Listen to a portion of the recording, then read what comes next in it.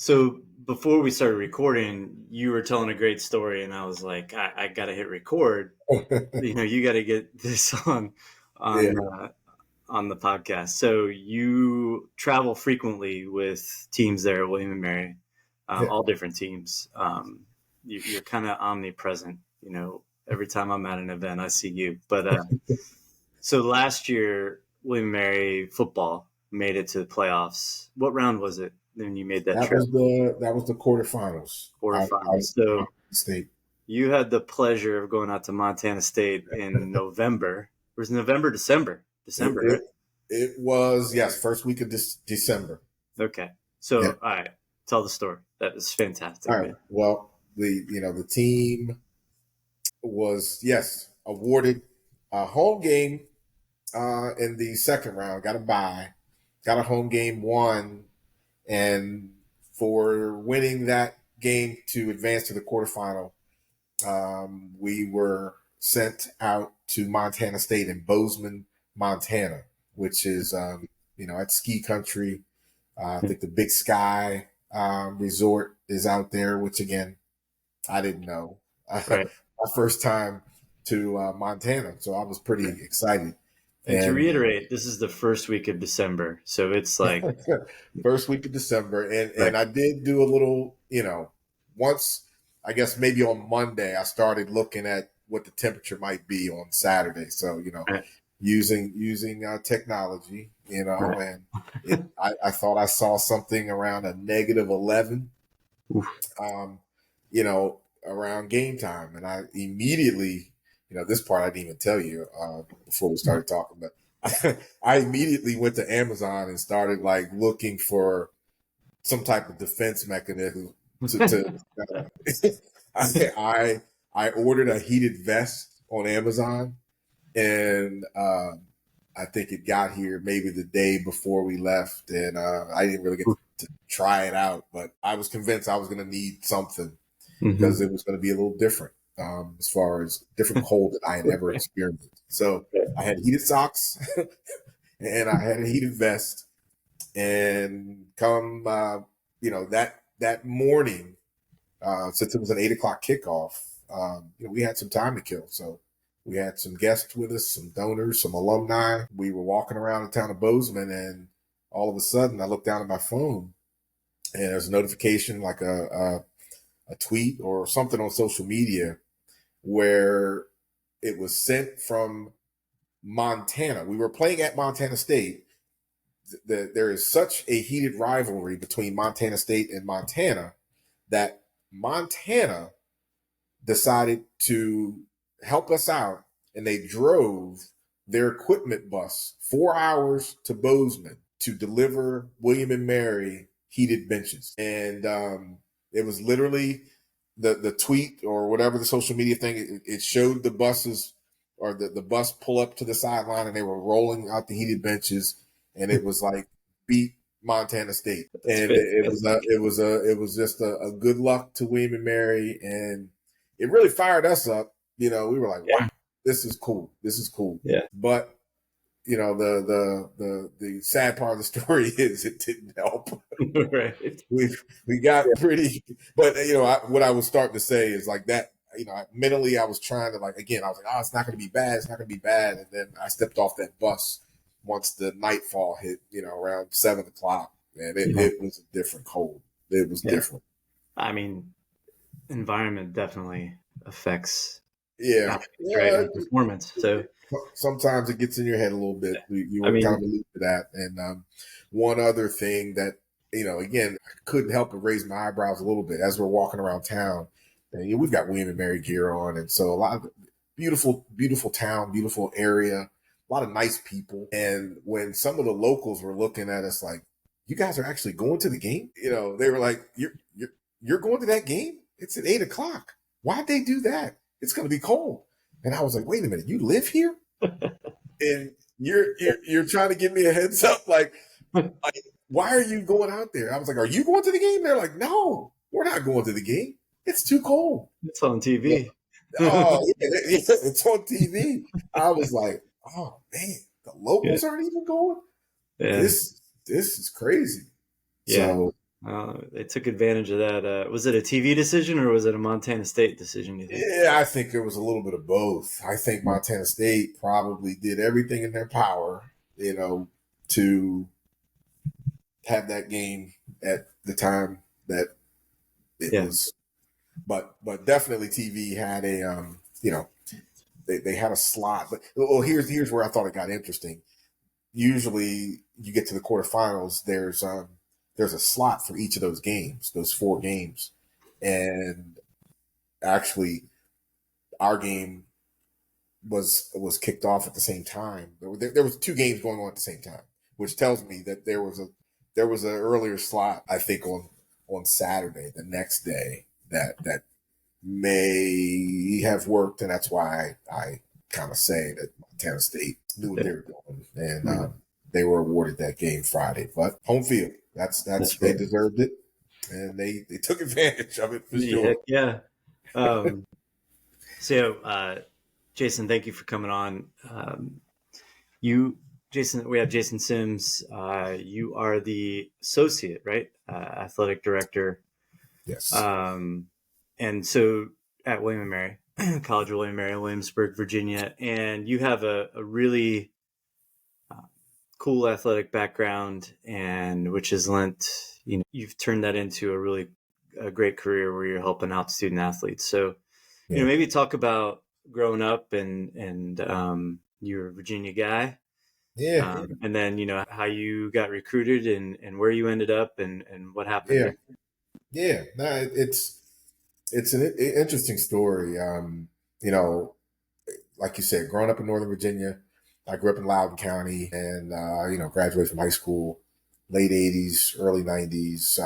Went off to college, but my whole upbringing was around athletics, and my father was a high school basketball coach in Loudoun as well, and so I was in the gym. I was a gym rat. I grew up, around gyms, and so very early, I had a plan to try to play in college, and growing up back then, you played a lot of sports. It wasn't as locked in as it is, youth sports today with the AAU and the travel. So you just kind of like change sports with the season, and so I played even really young. I played football, baseball, and basketball, and then once I got to high school, my father was like, "Hey, you kind of stopped growing, and you might want to think about the football thing. That's could damage some of the other stuff that you want to do." And so I followed that guidance, and pretty much I became a manager for football because all my buddies were still playing football, so I was still being around them.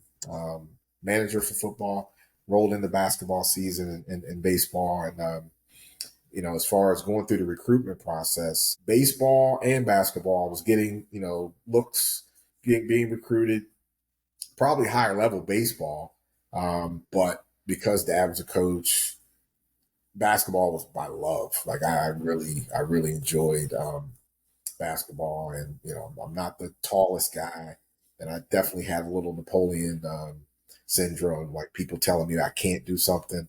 That would just piss me off and make me more determined to prove them wrong. So I mean, when going through the recruiting process, I could not see myself giving one of those sports up, and so I really focused on schools that would allow me the opportunity to do both.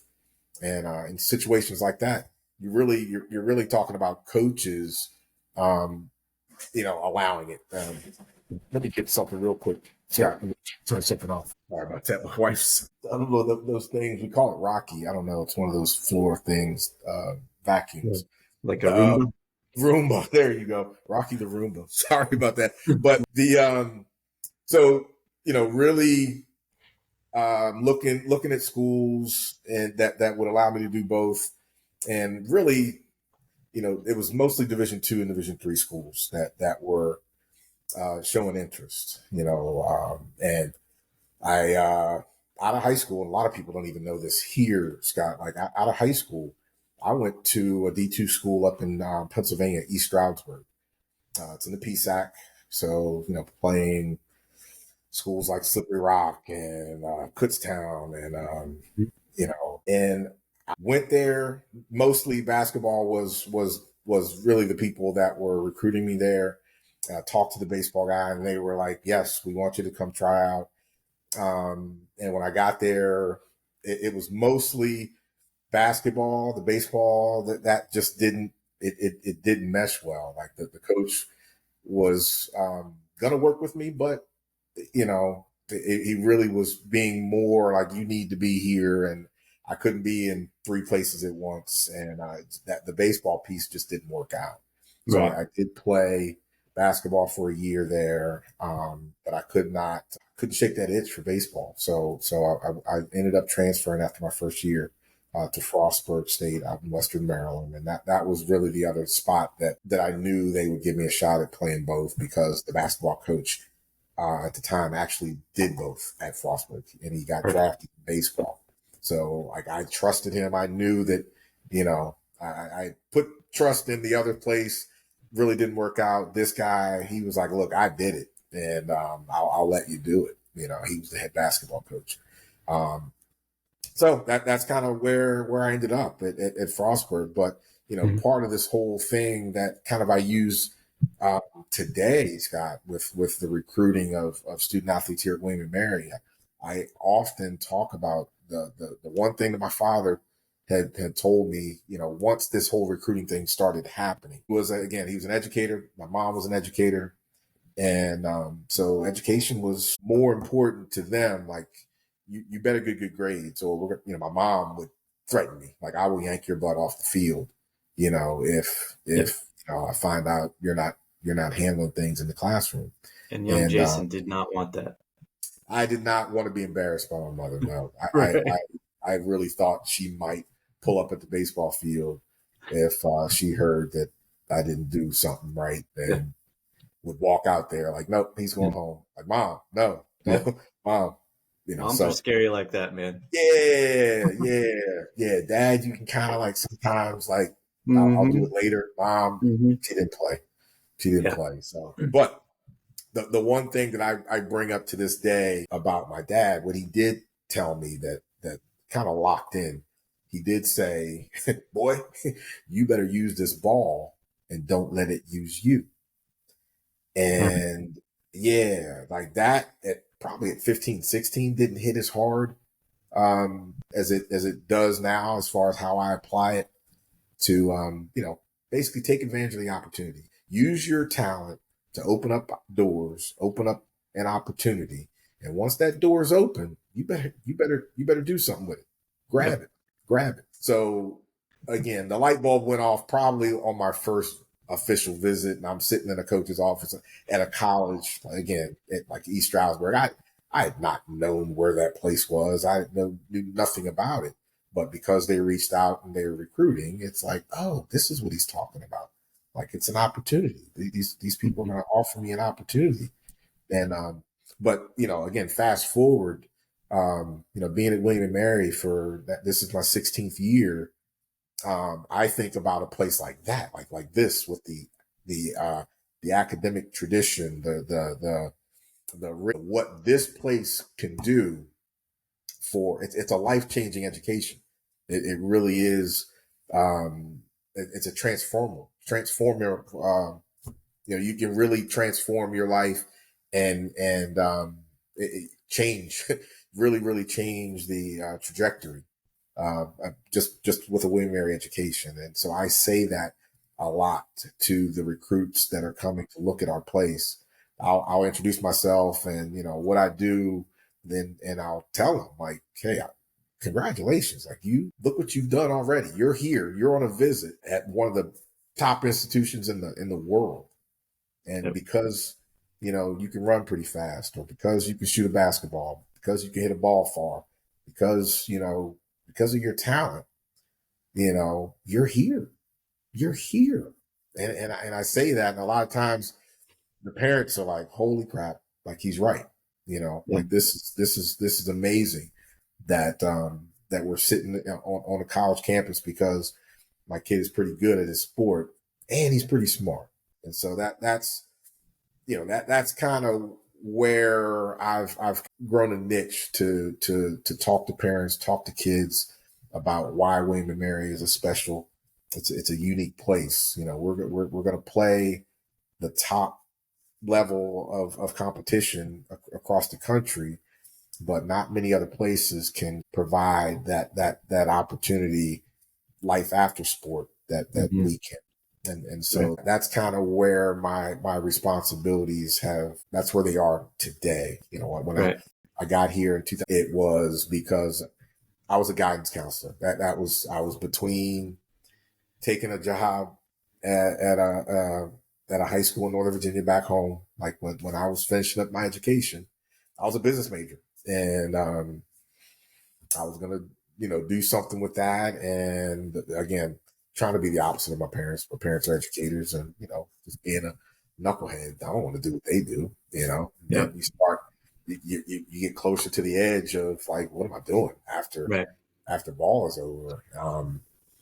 And all the people that were at least in my network were other educators, principals.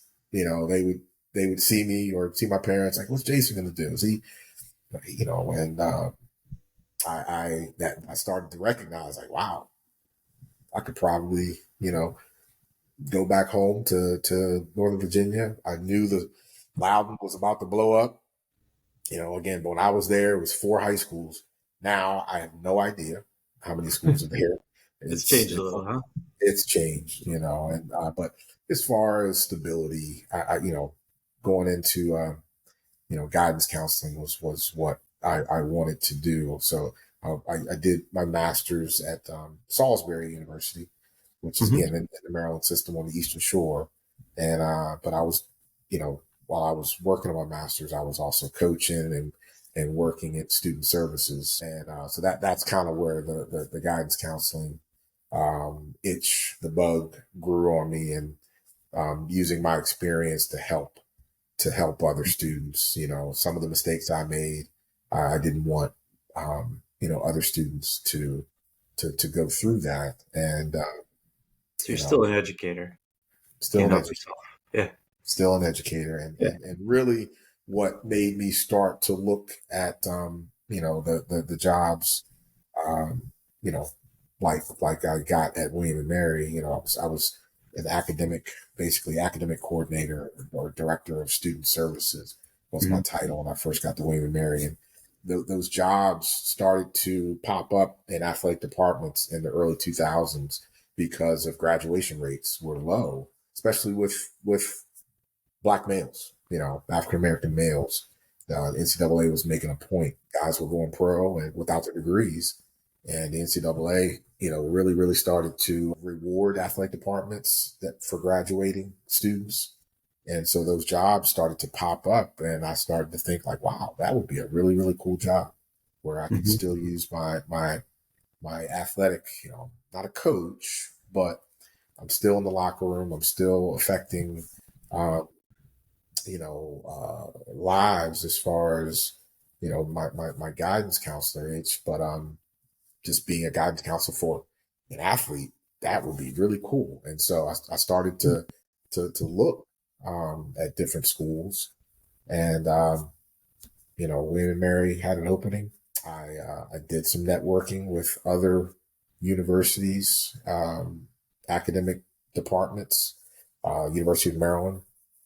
I kind of selected their associate AD at the time. I literally reached out to him just cold and said, "Can I come meet with you? I'm trying to get in."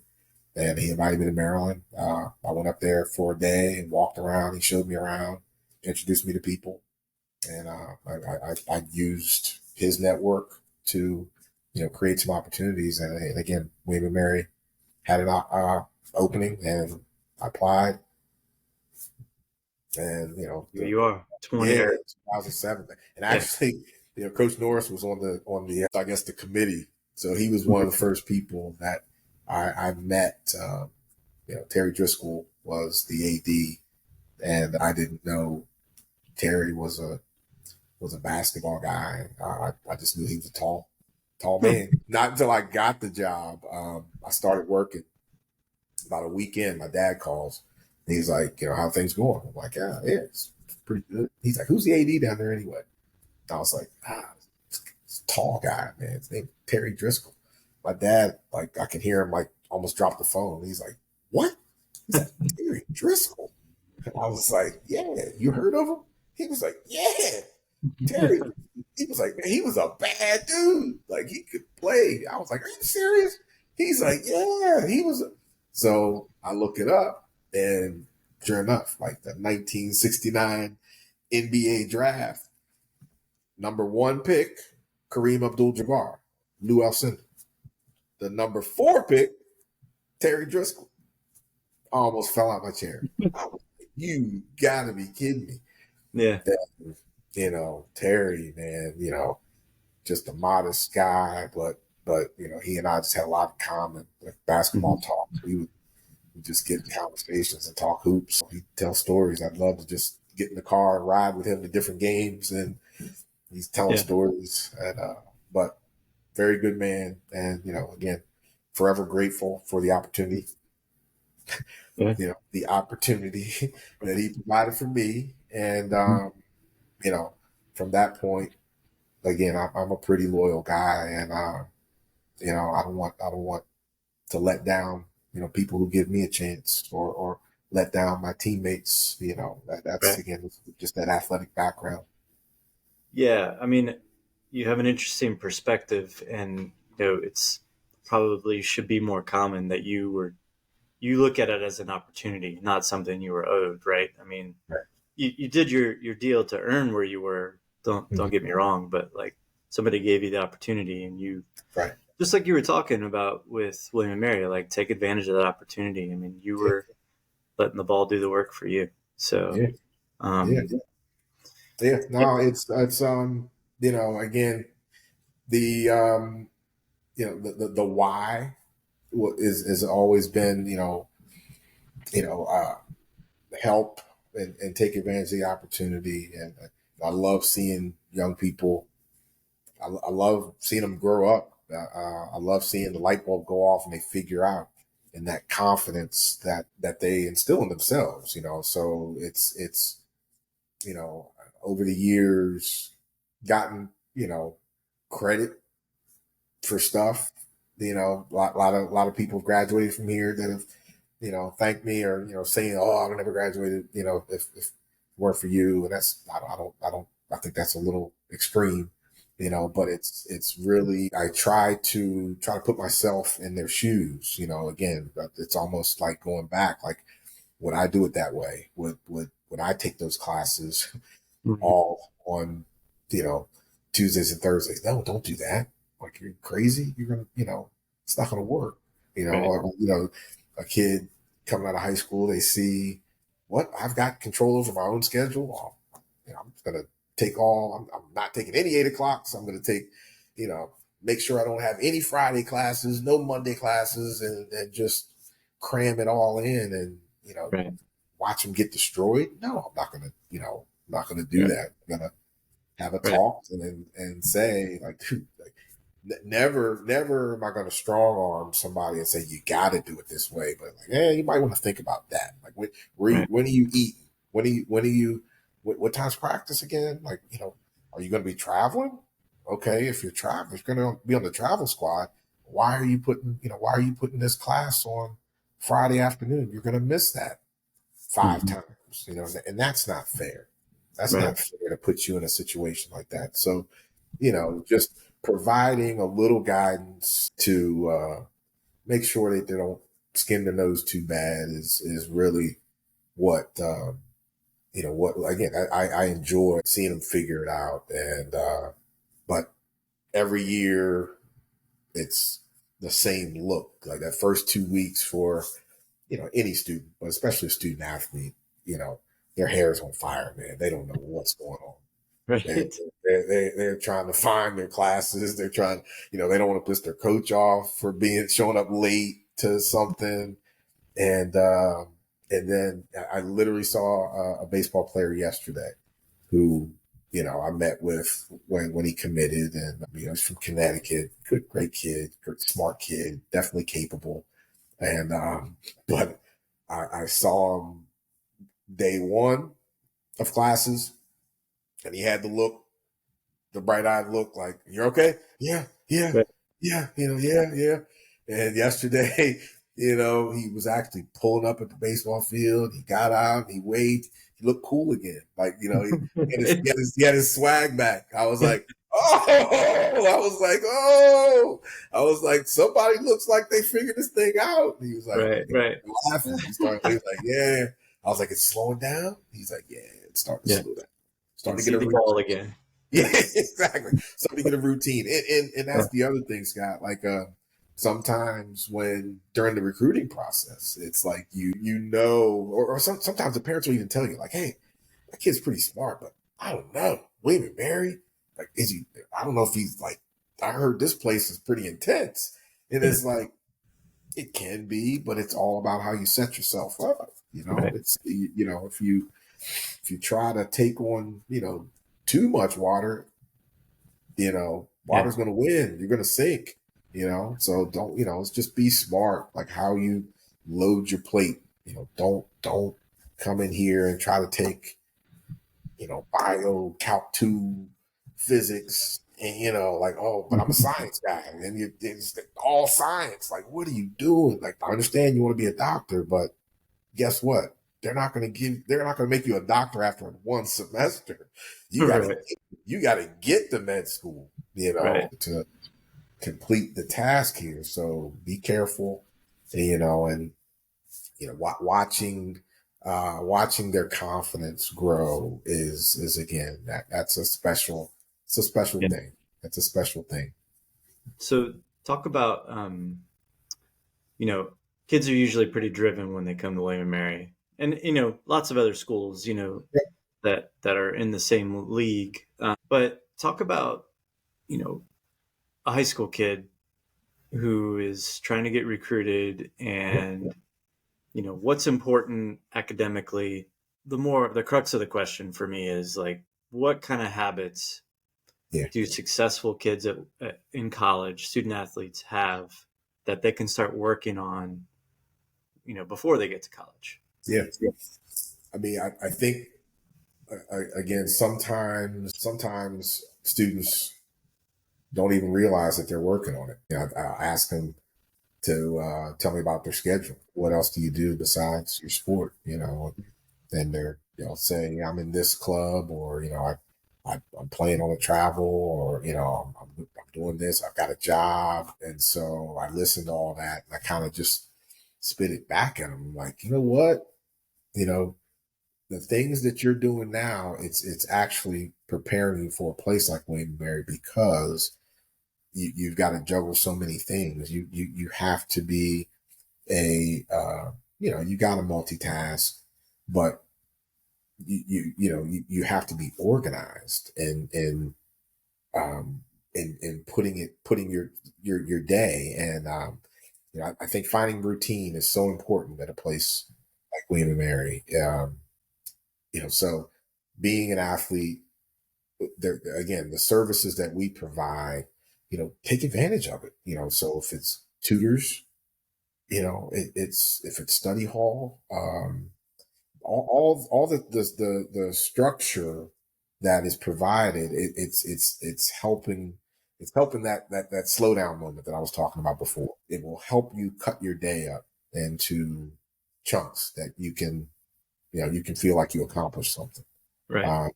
So, going back to a high school person that says, well, I'm taking 3 AP classes, which technically an AP class is like a college class. It's that level of rigor. If they're going to give you credit for it, for a class, just for taking a test, then let you technically test out of that is a college class, hands down. So if I see students challenging themselves and taking a couple of AP classes, that is one way of preparing for a place like this. And then just the more active they are, and like some sports, Scott, the tennis, the gymnast, the swimming, it seems like it happens like early in the morning, and people are like driving hours, and going to tournaments Right. on weekends, and so you're actually missing school again, very much like a college level schedule, and then you have to be, you have to be a responsible enough person to communicate with your teacher and say like, hey, Professor Coop, I'm going to miss because I'm going to an event and I know we've got an assignment.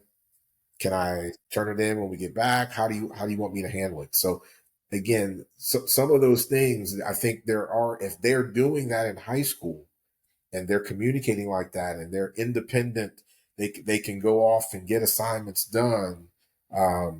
With just being in front of a teacher all day, that's preparing. That is preparing for college in general, but it's definitely preparing for what it's like being a student athlete like that at a place like William and Mary. Yeah.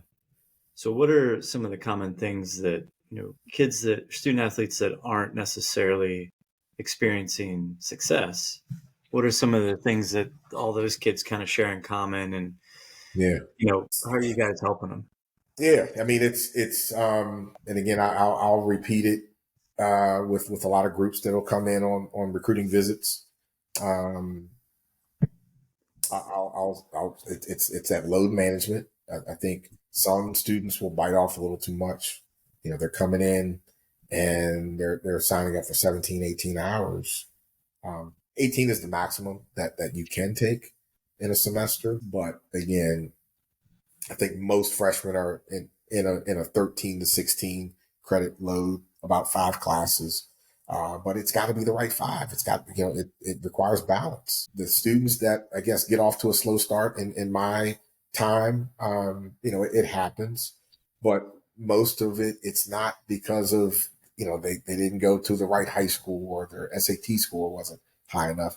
It's how they loaded it's their schedule and kind of the lopsided rigor. It's again, I mentioned it before. Sometimes they'll take, just a lot of like a heavy science schedule.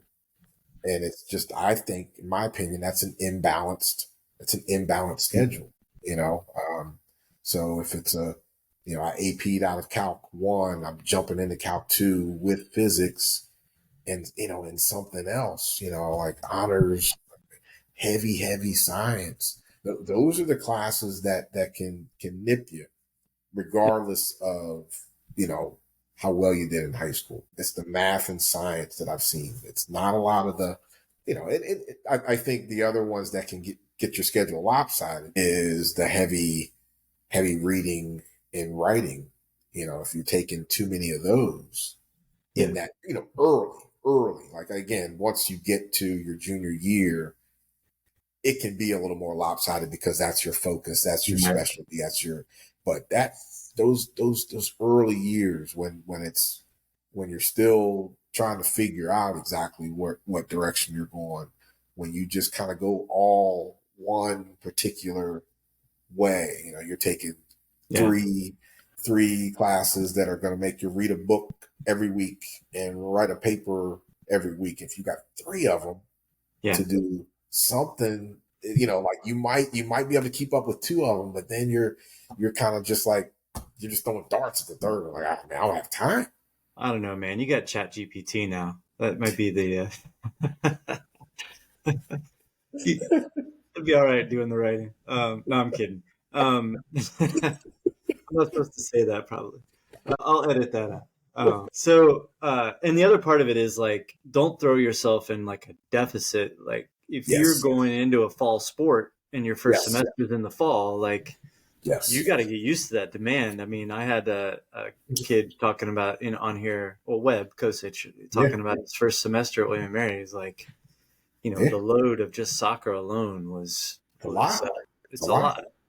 You want to give yourself the best chance to be successful, then as soon as you get into the school, find yourself a Jason Sims to talk to and get yourself straight. Yeah, no, it's very true. Like, you actually I would say there is an in season and an out of season schedule, especially for freshmen. you definitely want to ease into it. And I would always joke with the one that would want to challenge, that would want to challenge you a little bit, like, again, because they killed it in high school, and their plan is something that's pretty intense, like maybe a science-based major.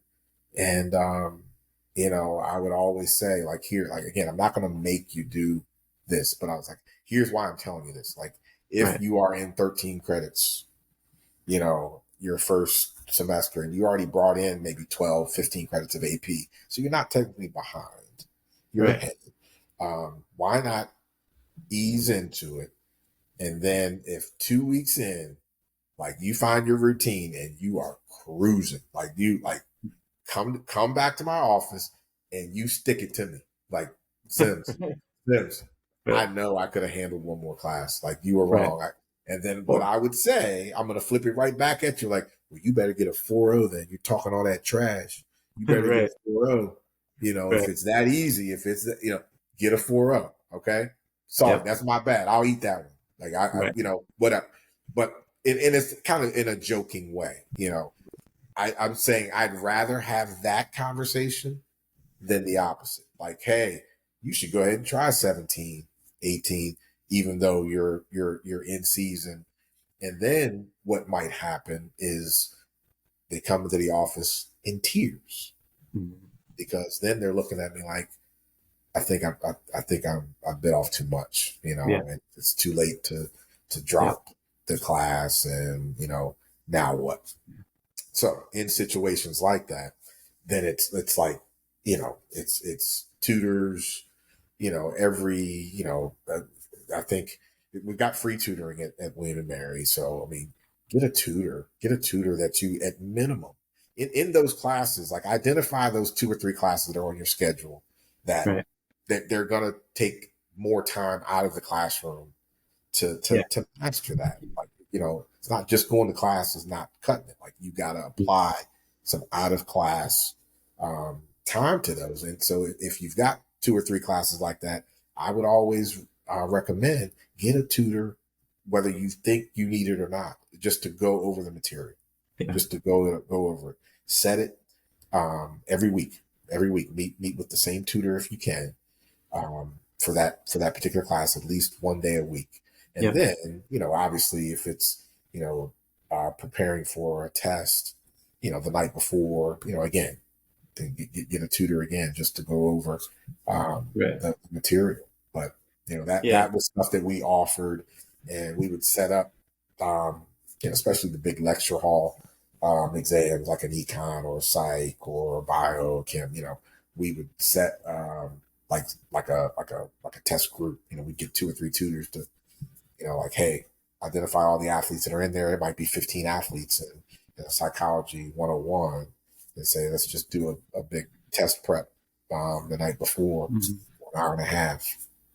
So it's getting them used to asking for that help too. I mean, you're talking about kids that, like you said, like, very driven and may not have had to ask for a lot of help in their past, and some of them are, a little less likely to raise their hand and say, I need help. Right. So I mean, we would push that, like, look, that is not a sign of weakness, man. Like, this tutor got an A in the class that you're taking right now with the same teacher. And then they'll go, oh, you didn't say that, So you don't let your ego and pride get in the way. Come on. Like, take all the help you can get. Like, absolutely. You have Jason or someone at your university who's helped thousands of kids be successful, and they know the path to that. So don't be afraid to jump into that. Use your resources. Say it time and time again. We would, we still do. I mean, we make sure they know how to sign up for a tutor on their own. Again, if they don't want people to know, whatever. But a lot of times they get over that pretty quick. And once you got into the semester, if you actually look back at who was getting the tutoring, there's a correlation. I mean, it's the kids with the better grades, Yeah.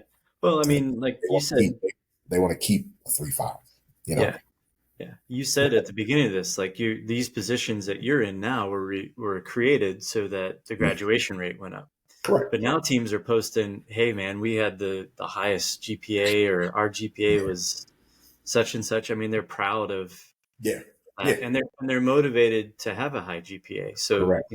they want you to use those resources. And Absolutely. Now, I'm they're sure competitive now, like you said. Now it's like each team is like they want to be better than the other team. Right? We got to be better than the women's team. We got to be better than tennis this year. So it's a cool competition, and yeah. just the culture at a place like William and Mary, it's special. Because we do say it's cool to be smart, man. It's cool to take your books on the road. Take your Yeah. books on the road. You're not going to look weird. You're not going to get picked on because you're studying the back of the bus on a road trip. That's just the way it is. It's what you signed up for. And who cares at that age? Who cares if you do? exactly. But there's definitely, again, there seems to be more at other places, not everywhere, but there's some people that you look and go, I'm not following that guy. Like, people just not. I never understood, cut class. Outside of days where you're just dog tired, like Right. that happens, or sometimes the weather is just awful, but to intentionally just like not go, like that used to just blow my mind. And I'll tell a quick story. When I first got into, again, this job, I went to a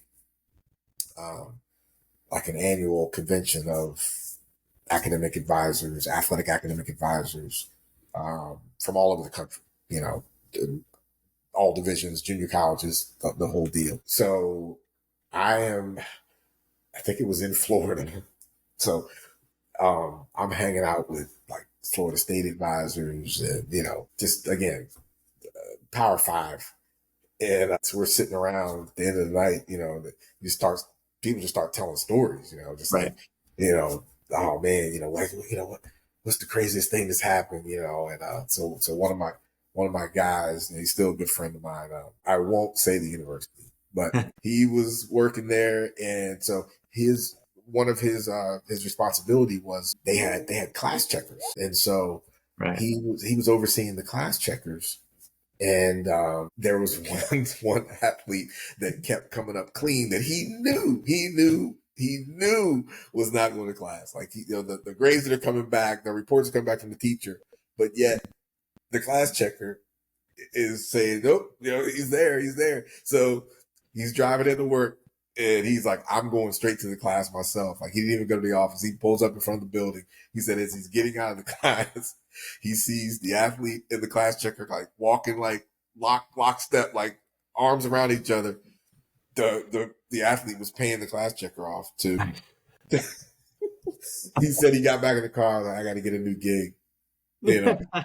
So I say that again. It's funny, but that right there was like I appreciated William and Mary that much more, and knowing I was at the right place. That I know our we got kids. Sometimes they'll cut class a little bit. Nobody is in a situation where they're not going to have some. But as far as intentionally trying to be like that, like we don't have that. We don't have kids that are and so. But and again, because of that, we don't have. We don't have class checkers, and so, but those were some of the questions I was getting. Like, what's your budget on class checkers? I'm like, what in the world is a class checker? Like, I'm trying to use our budget for tutors, and I'm not paying somebody to walk around with a clipboard and seeing if he's in class. Like that just always blew my mind. But again, very, very appreciative of the culture that, our coaches, our all of our teams, and our athletes, most importantly. They know what they're coming into.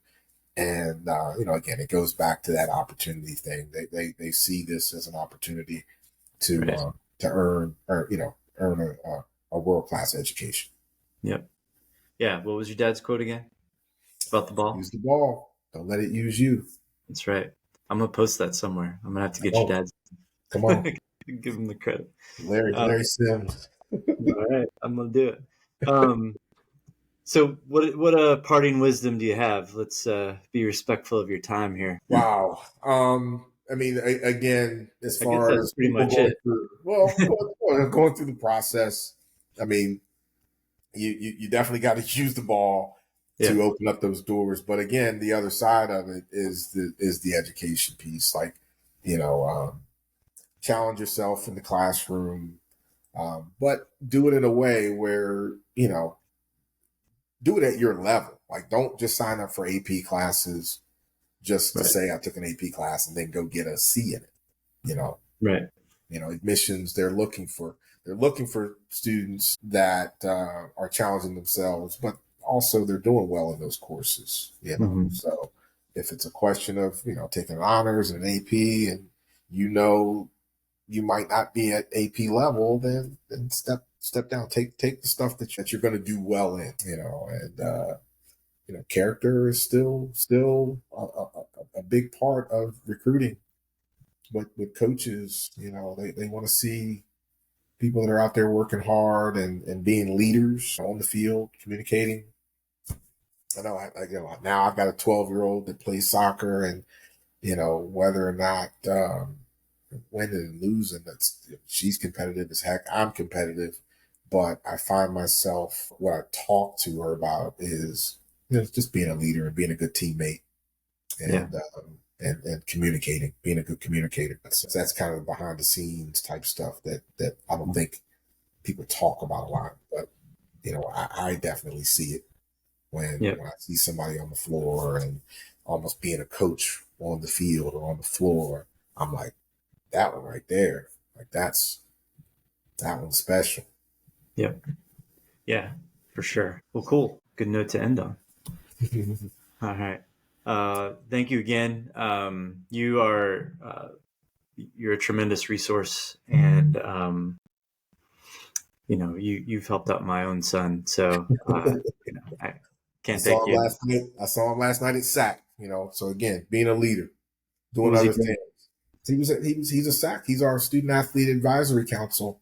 He's the Oh yeah, rep yeah. for soccer. So he was there. Had a long match Tuesday night, but Mm-hmm. he went right back to the meeting. We had a meeting at 7:30 last night. He was there, bright eyed, paying attention. Can't be my kid. What you Hey talking man, he's a good one.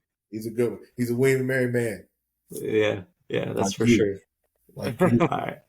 All right. Thanks, guys.